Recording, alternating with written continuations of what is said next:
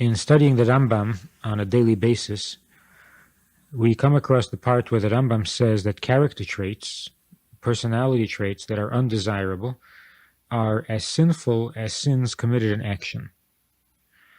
People shouldn't make the mistake of thinking that a sin is only something you do. A sin can also be something you feel. Just as it is ungodly to do certain acts, it's also ungodly to feel certain feelings.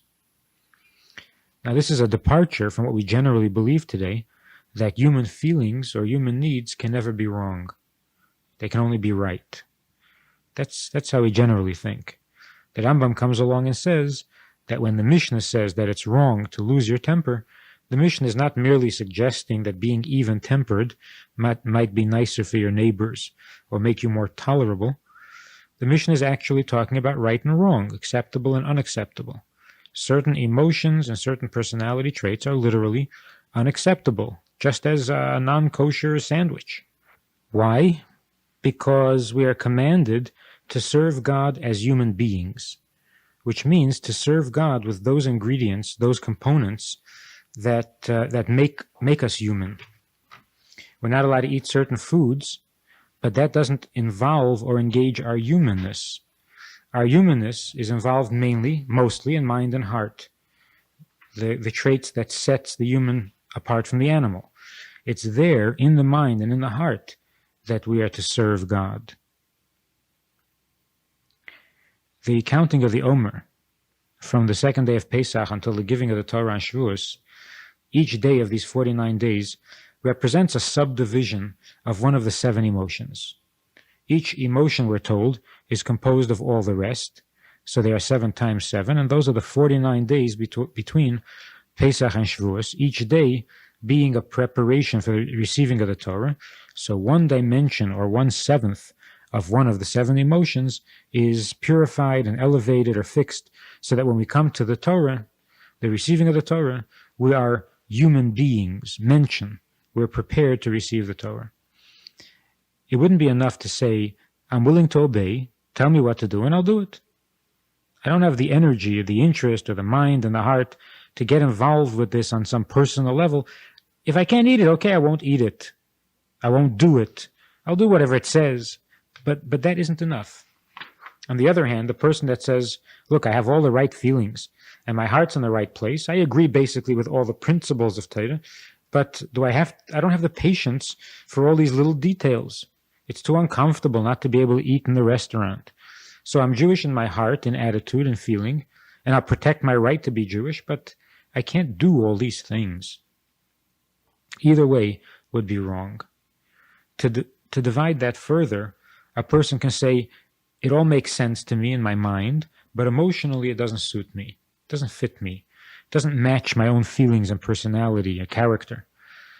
And on the other hand, there are people whose emotions and feelings are perfectly comfortable with Yiddishkeit, with everything in Torah. Torah feels right, Torah appeals to them, Torah speaks to them, addresses them emotionally. Intellectually, though, they just can't get into it. They'll do the mitzvahs, they'll enjoy it, they'll feel it, they'll be involved in it, but they don't want to hear it. Intellectually, they can't get interested. When the Baal Shem Tov came around, he found that the Jewish community of that time had split into 2 camps. One camp said, if you don't learn and don't understand and don't know, then you can't really be Jewish. You can't really be a Jew, because then your Yiddishkeit is worthless. The other camp was saying, we love Yiddishkeit, we love God, we want to serve God, we're willing to do everything He says, but we don't know, we can't learn. So you had half the population serving God with their heart, and the other half serving God with their mind. And the two couldn't see what they had in common. The Baal Shem Tov came to the learners, and he said to them, it's not enough to know, it's not enough to learn, you have to serve God with your heart. And then he went to the people who served God with their hearts and said, it's not enough to be sincere and willing, you've got to start learning. You may not ever become the world's greatest scholar, but you have to learn.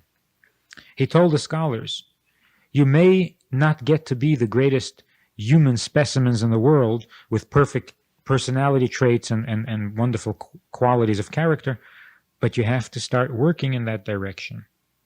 Why?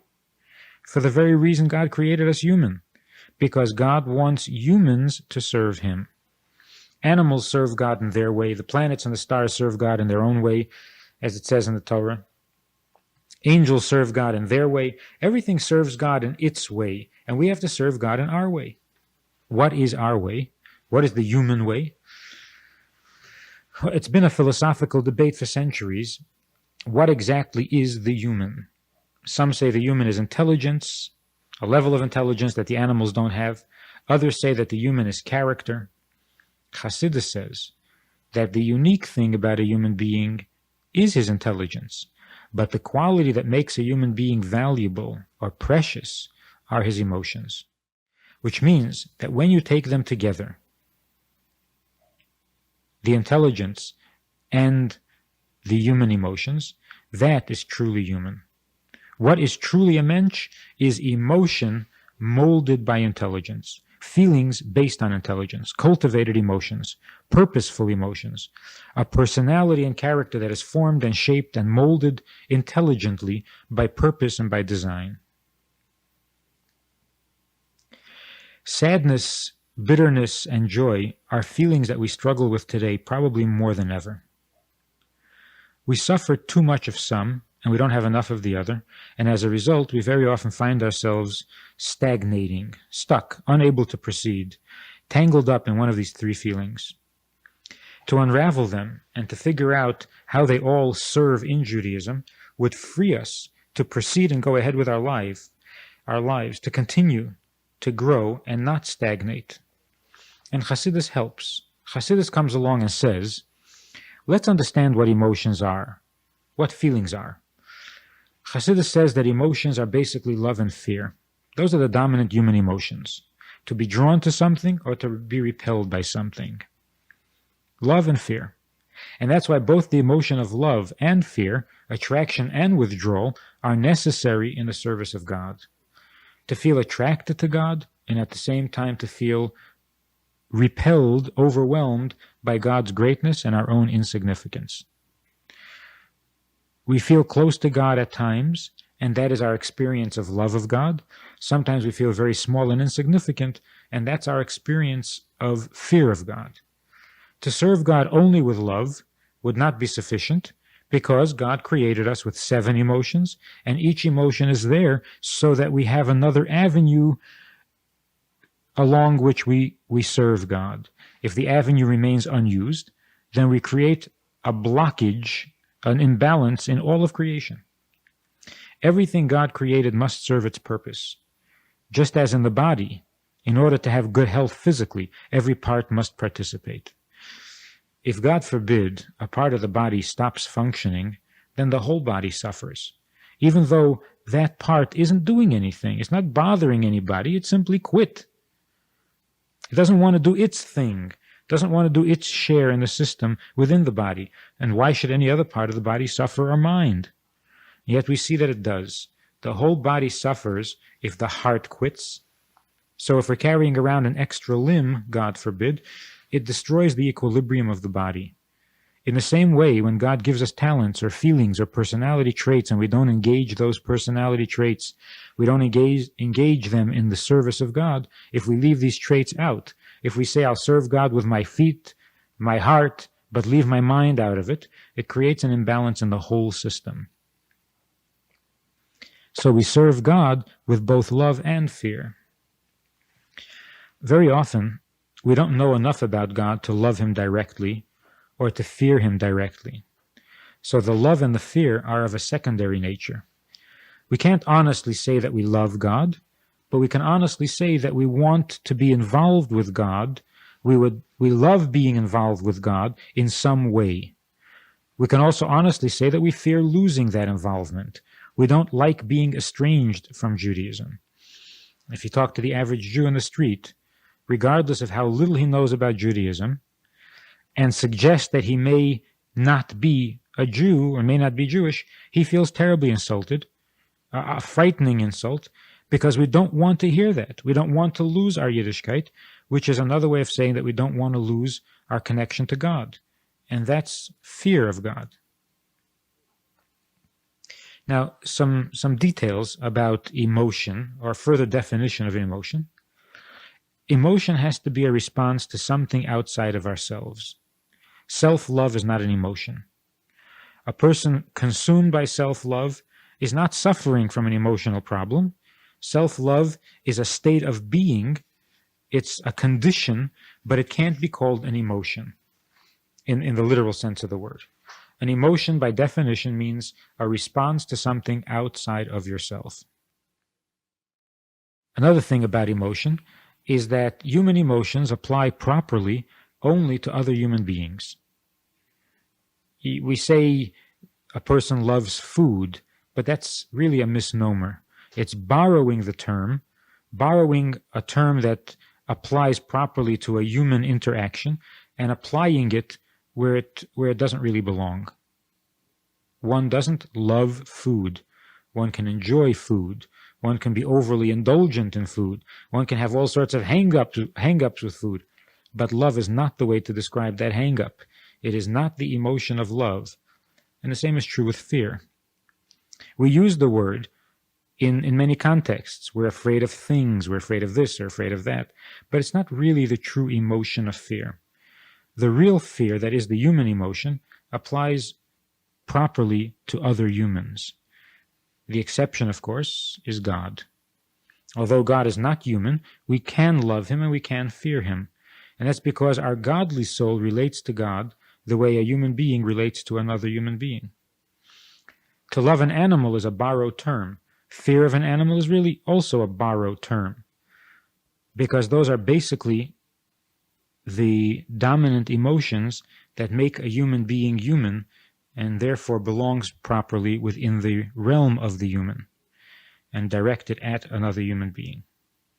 Now, these emotions, although unique to the human being, can be corrupted or they can be elevated. When the love and fear come naturally without premeditated purpose, then even the love of God or even the love of another human being is not unique, which means to say that if I'm naturally, or I'm just the kind of person that loves people, then the love for other people is not really appropriate for a human being.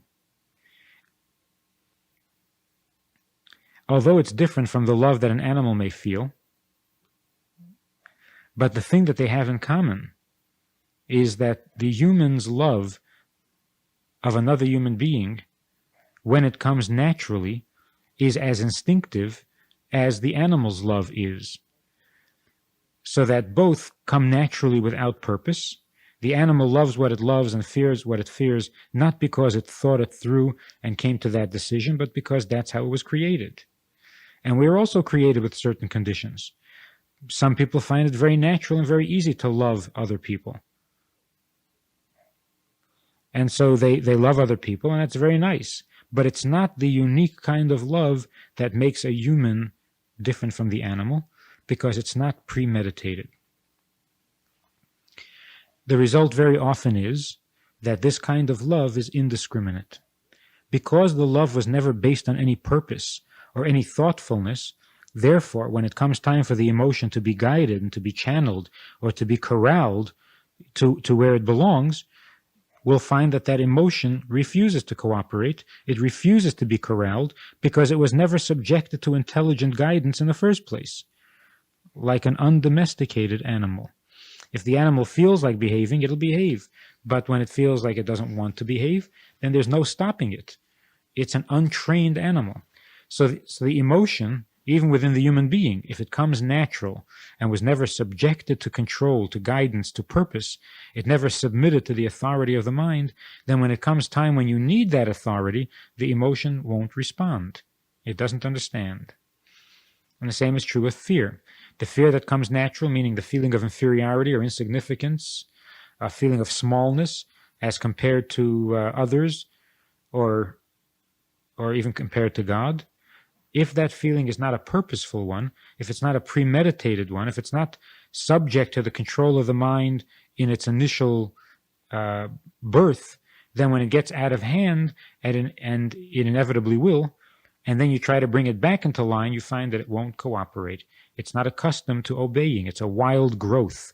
It doesn't respond to reason.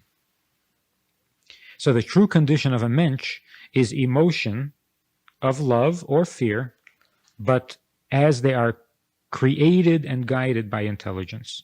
Premeditated emotion.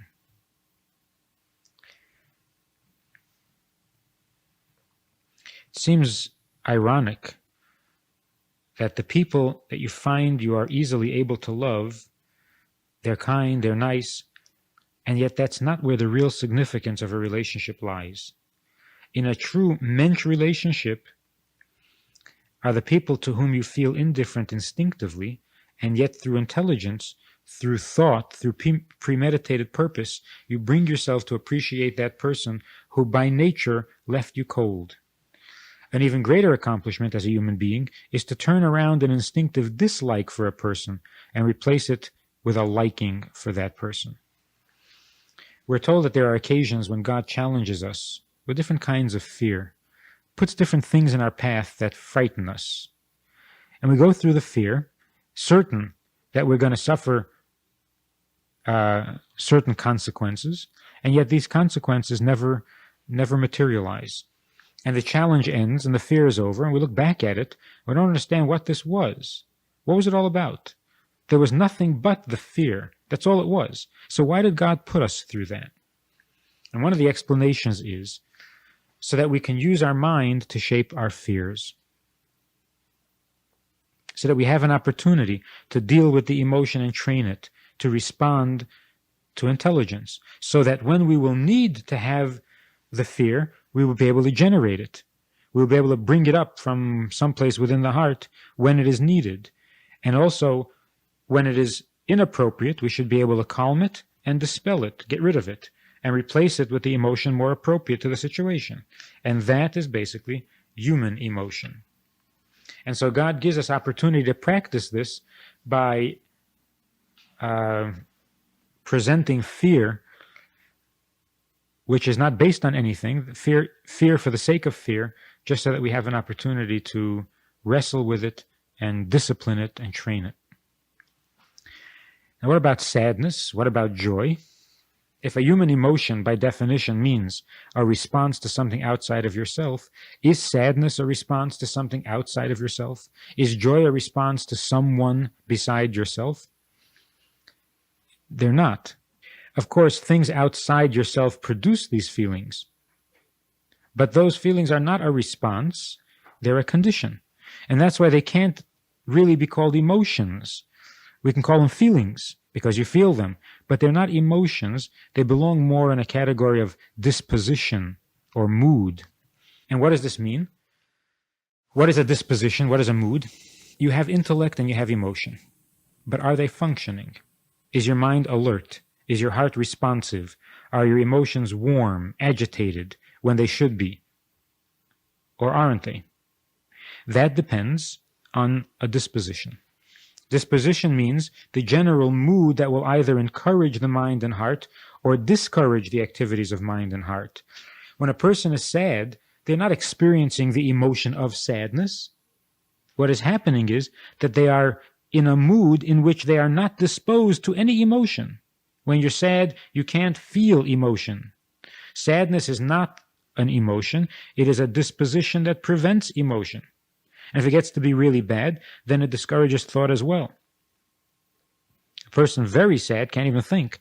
So the disposition of sadness stifles both emotion and intellect. When a person is sad, what do they say? How do they behave? Basically, they don't care. Do you love? Do you hate? Do you know what you're saying? I don't care. He doesn't have the energy to do the things which are unique to the human being. So the sadness is not a human emotion, it's the absence of emotion. And joy is also not an emotion, it's the opposite disposition of sadness. If a person is happy, happiness not being an emotion in itself, because it's not a response to someone outside of yourself, it's a description of a mood that you're in, and not a description of something outside of you. And therefore, it, in and of itself, does not broaden your horizon. It doesn't extend you beyond yourself. It doesn't help you grow in and of itself. It simply describes the state that you're in, like saying you're either light or dark, tall or short. That's you. Happiness, even though it's not an emotion, is a condition of openness, of being alive to love and to fear. It opens also the mind. Mind is more alert, more perceptive, more sensitive. It works when a person is happy. Nothing works when a person is sad. Now, there's a commandment to love and fear God. How can you love and fear God? Only when your disposition is one of joy, because then it encourages emotion. So we're not surprised when the Torah says, serve God with joy, because you have to serve God with joy. Joy finds a very ready place in the service of God. Sadness doesn't. What function does sadness have in the service of God? This has been a perplexing problem for many people who genuinely wished to serve God. They knew that sadness is an experience which somehow has to play a part or a role in the service of God. And this is where they got all bogged down and tripped up, trying to use sadness in the service of God. Because in truth, it doesn't belong. It has no place in the service of God. In order to justify and make sense of that, we first have to have the definition that Chassidus gives. Emotions are human qualities that must serve some purpose in the service of God, must play some role, must be an avenue along which we can serve God. Therefore, it would be wrong to say that fear has no role to play in the service of God, because if it didn't, then why would it exist? Sadness, not being an emotion at all, doesn't have a role in the service of God. The fact that it exists is so that it be avoided, that it be rejected. And that's not rejecting a talent or a quality. That's not rejecting a characteristic that God gave us and saying that it doesn't have any purpose. It's not a talent. It's not a blessing or a gift. It's something to be avoided, as when you walk into a dark room, you don't try to utilize the darkness. You simply turn on the light and the darkness is gone. And you don't say, but wait a minute, doesn't darkness have its function? No, you expel the darkness, you don't give it purpose, you dispose of it, you dismiss it. And the same with sadness. Sadness has no place in godliness because sadness is the absence of light. It's darkness. Sadness is not a real thing, it's merely the absence of joy. And even joy is not an emotion, it's only a disposition. Now we have bitterness. Bitterness is different from sadness. Matter of fact, they're opposites. Sadness is dead and the absence of life. Bitterness is intense life, not dead at all. Bitterness is an intensity where the person who is sad doesn't care. The person who is bitter cares so much that they can do little else. The person who is sad feels heavy and immobile. The person who is bitter can't sit still. So bitterness does serve a godly purpose, because every aspect of life must have a godly purpose. Bitterness, since it's not like sadness, because it is alive, it is a life force, therefore it must have its place in the service of God. Where does bitterness fit in?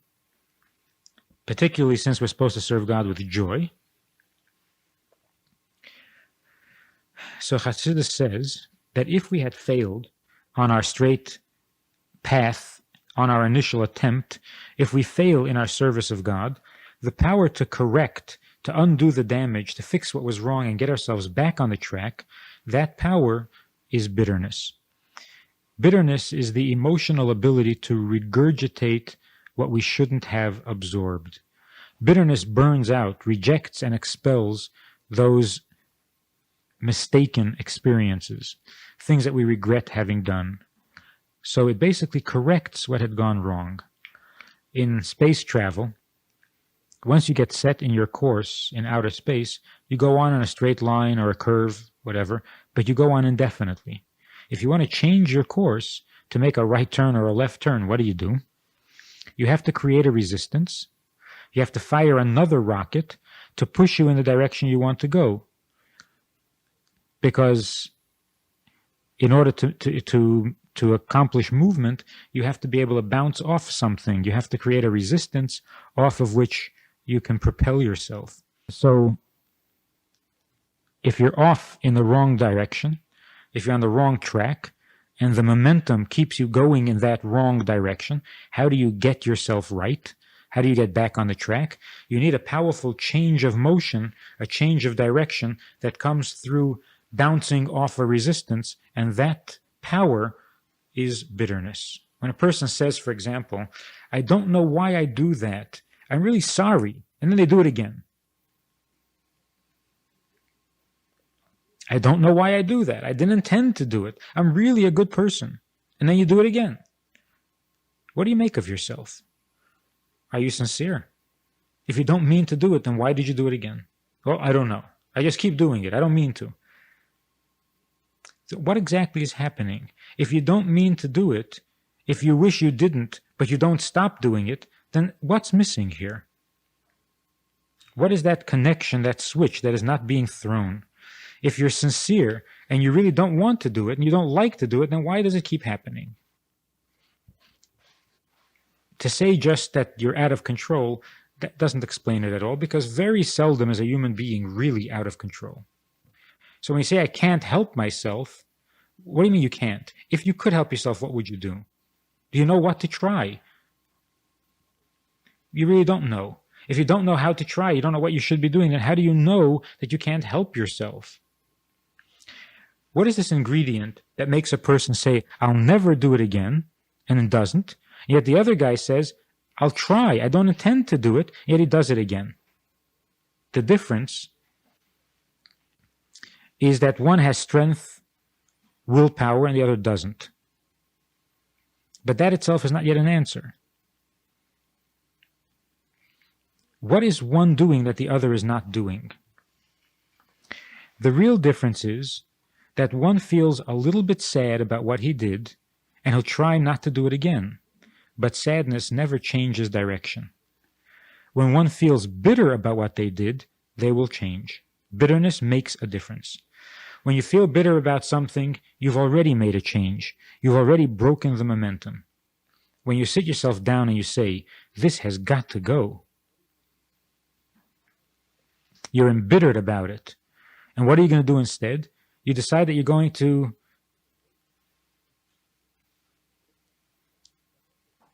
break the pattern, you're going to break the habit, and whatever you're going to replace it with is really not so crucial as the fact that it has got to go.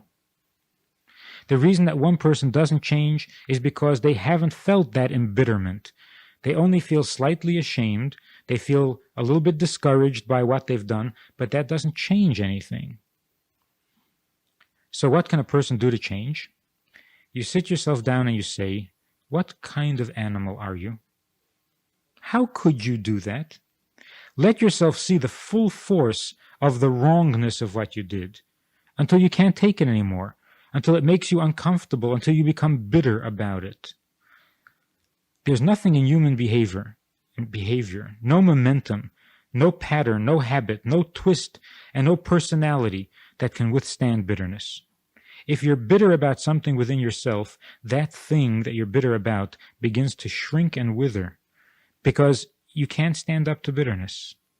Despising evil makes evil go away. In fact, it's the only way. You can't shovel it out with a shovel. The only way to get rid of it is by despising it, because if it's unwanted, it leaves, it goes elsewhere. And unwanted means that you're bitter about it. Saying, I'm so sad, doesn't do anything. That doesn't make the fault uncomfortable. It doesn't make the evil feel unwanted, and so it stays, and it happens again. Bitterness, rather than creating stagnation, is the only tool that brings about change, a real change. And on the other hand, bitterness is not an emotion. It's only a disposition. So you have three dispositions. You have a disposition where you want to do nothing, and that's sadness. You have a disposition where you can do anything, and that's joy. And you have a disposition where something has got to change, and that's bitterness. In different words, you have stagnation, sadness, you've got movement, which is joy, and you've got change of direction, which is bitterness. Stagnation cannot serve any godly purpose and therefore must be avoided. Joy is the normal, everyday godliness with which we live. Your everyday experience should be joy. On occasion, when warranted, when you need a change of direction for the better, then bitterness is brought into action, brought into play.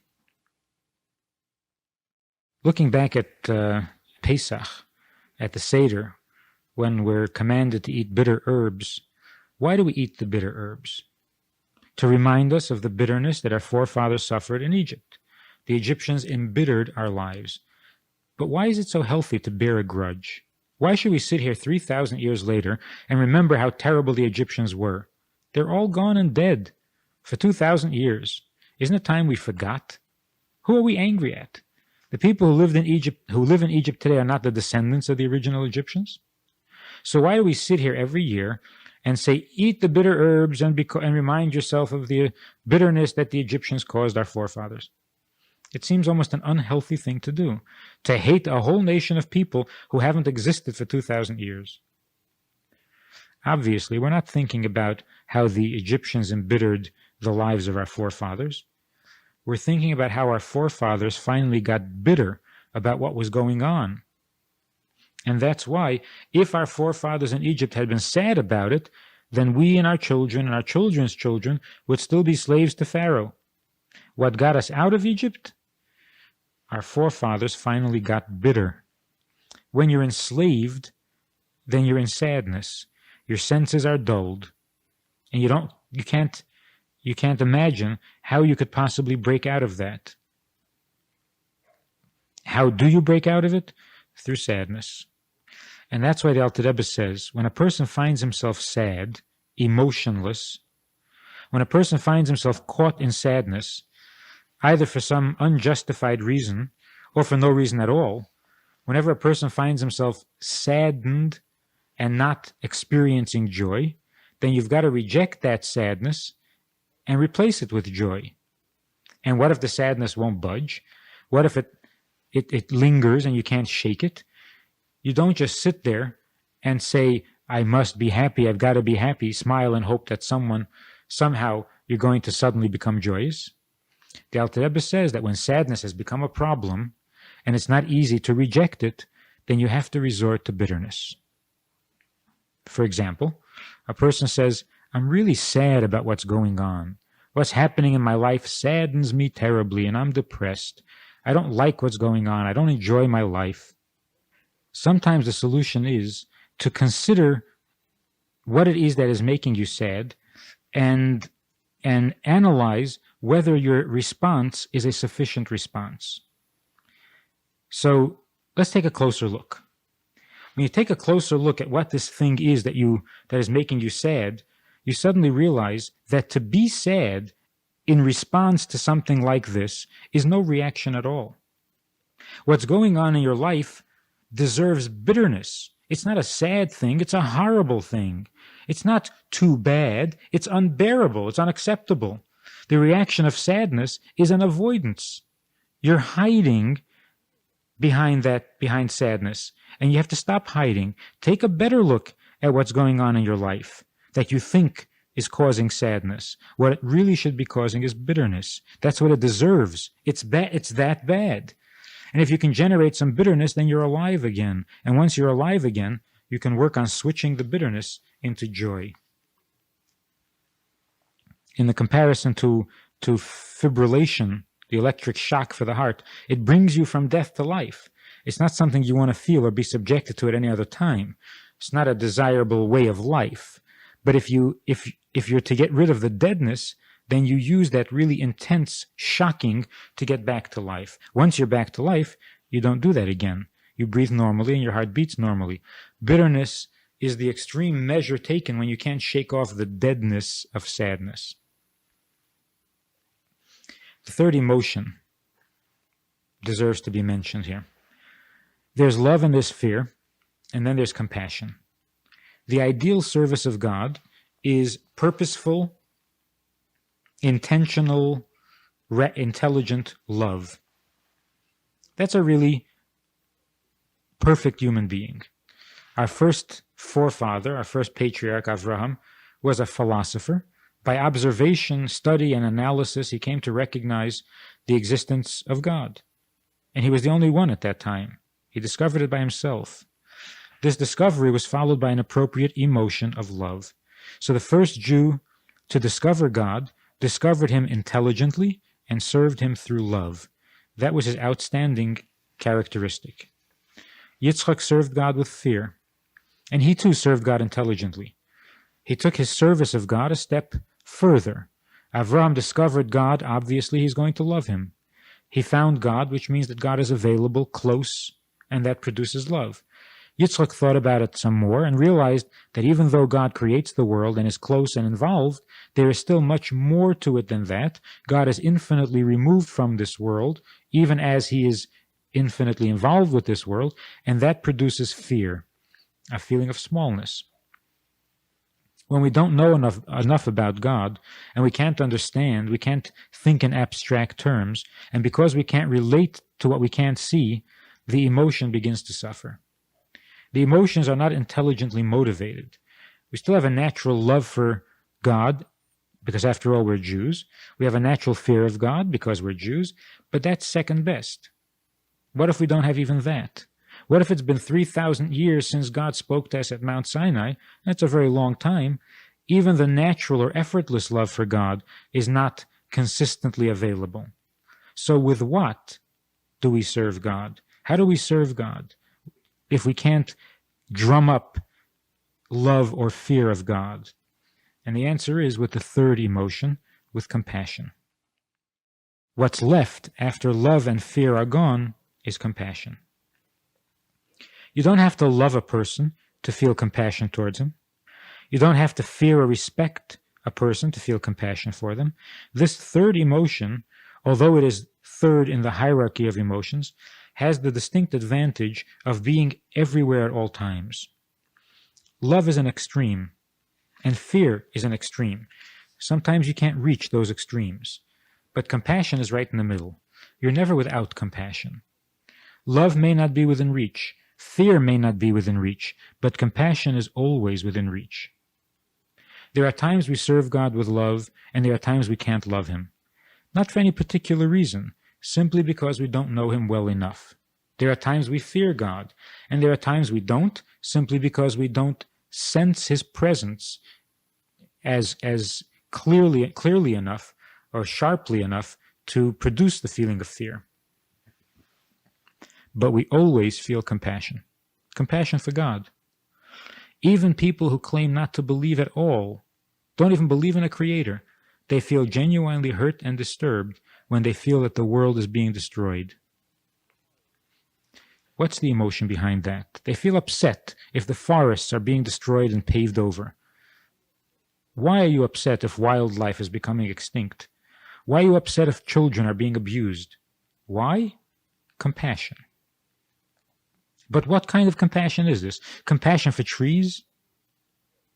We don't know who created the world, but whoever it was, we feel bad for him.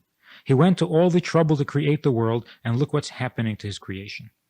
Even if I can't say that I love God or fear him because I don't know enough about him, but wherever he is, and whatever he is, his creation is being destroyed, and that feels bad. That's compassion. Knowing that God created the world, knowing that he is a part of us and we are a part of him, when you see a Jew acting in an ungodly way, what do you feel? Anger at the person? Maybe. But you feel bad for God. You feel compassion for God. Any healthy human being is capable of feeling compassion. And once you feel compassion for someone, you can no longer hate him. Compassion brings the love. If we're angry at somebody and find it impossible to love him, what are the steps? How do you get back to the feeling of love? The answer is compassion. Feel bad. You know the person did a terrible thing. You're angry with him. Then you think how sad it is that a person would do a terrible thing. What could possibly be making the person do these things? You begin to feel compassion. And that compassion brings you back to the love. On the reverse side, those people who should be despised, in other words, if there is someone who you morally have to avoid and must reject because of their evil influence, to say, I disagree with what he does, and I condemn his actions, but I feel bad for him, this is wrong. Because if you feel bad for him, then you're already accepting him. That's already going to bring back the love, and you're not ready to do that. The person may not be ready to receive it either. So this compassion may be inappropriate. And that's why the Torah says that when a person worships idols or influences others to worship idols, or if the Jew informs on other Jews to an anti-Semitic government, that person should be punished where there is a Jewish court. And the Torah says you may not have compassion. If you do have compassion, then you won't punish him. Compassion takes away the hate and replaces it with love. When you love somebody, you find it very hard to punish them. And here the person must be punished. Therefore, you must withhold compassion until after the punishment has been administered. Now, in serving God with the heart, we know of 3 basic emotions and 3 basic dispositions. Love is the emotion that should ordinarily, naturally be, the everyday feeling, the everyday experience in life and in service of God is love. The opposite to that is sadness. Sadness has no virtue because it just goes on as it is, unchanging. It's stagnation. The second emotion is fear. The opposite, that is joy, because it's intense, it's alive. So fear and joy have something in common because they're both intense, alive. The third emotion is compassion. Opposite compassion is bitterness, because both bitterness and compassion are changes of direction. Bitterness changes your direction and breaks you out of sadness. Compassion breaks you out of hate and changes your direction back to love. If a person did something bad, the natural inclination is to punish. Compassion comes along and says, well, the person does deserve to be punished, but let's give him another chance. There's a story in times of the Baal Shem Tov, a very simple Jew who came to the study hall and didn't understand what was being said and what was going on. But he did hear the teacher say in the name of the Baal Shem Tov that God wants the heart. Rachmano liba boi, which meant that intellect may be the unique talent of a human being, but the virtue of the human being are his emotions guided by intelligence. God wants not intellect, God wants emotion. God wants the heart. Now, this simple man didn't understand the meaning of the statement. He took it literally. God wants the heart. So he came and he told his wife what he had learned, that there was this great tzaddik and mystic, the Baal Shem Tov, and he said that God wants the heart. So they discussed this, and they came to the conclusion that if such a great tzaddik says that God wants the heart, then they must do something about that. So every Friday, when they prepared chicken for Shabbos, they would take out the heart, they roasted it, spiced it, prepared it as best they knew how, and brought it to the shul and put it into the ark. They were worried, they were concerned that their intentions might not be perfect. It's only a chicken's heart, a poor man's offering, and so they weren't sure that God would accept it. It just happened that there was another man in the shtetl who was very poor and could not feed his family. And as hard as he tried, there was just no way that he could get up enough money to buy some food. And so this one week that was particularly bad, he came running into the shul because he had no place else to go. And he just sat there crying his heart out. His children are hungry. His wife is angry with him. What's he going to do? So he throws himself at God's mercy, saying, I can't do anything more. It's up to you now. And suddenly he realized that something smells really good. And he follows the smell and to the ark, and there he finds a very well-prepared, well-done heart. And he figured that God answered his prayers. And so he took the meat home to feed his family. In the meantime, the couple who had put the meat there came back to shul for mincha, and they saw that the heart was gone. And they were thrilled because that meant that God had accepted the heart. And this went on for a number of weeks, and everybody was happy. When the story got out, people realized what was happening, and Hasidim explained that the two of them, both of them, were not making a mistake. At first glance, it might look like both were being foolish. God was not answering either of their prayers. He wasn't accepting the heart, nor was he fabricating meat for the poor guy who couldn't make a living. So they were both being superstitious or naive or silly. But that's not true. They were both right. More right than they thought. The silliness was in the couple's thinking that God had accepted the heart for himself. They thought God had taken it for himself, but he did take it. He took it for one of his children who was impoverished, whom God is obligated to feed. That's who he took it for. And the poor man thought that God was providing meat by making it out of nothing, by having it appear in the ark. But that's not necessarily the only way that God provides. God provides by teaching people to be good to each other. So when we teach people to give the heart, they will be good to each other. And then you don't need a miracle. Sometimes God provides through goodness. God provides by teaching people to be good to each other. And when we teach people to give the heart, that's also a miracle. And the point of the story is that God wants the heart. If we're not capable of the first emotion of love or the second emotion of fear, yet we can still serve God with the heart because we are capable of the third emotion, which is compassion. To have compassion for ourselves, for our own innate decency, to do everything to protect that decency, to protect that which is sacred in our lives, our family, our children, our parents. These things are sacred. Even if we don't have sanctity, we don't love it because we're not holy, or we don't fear it because we're so callous that we think we can do without it, even then we can still have compassion, rahmanus, to simply have pity on ourselves, not self-pity, but compassion for ourselves, for the sanctity of our lives, for the goodness of our lives, for the things that are sacred to the Jew. Compassion eventually removes the callousness, removes the hatred, and brings back the love. So when a person wants to warm up to his Yiddishkeit, the first emotion should be that of compassion.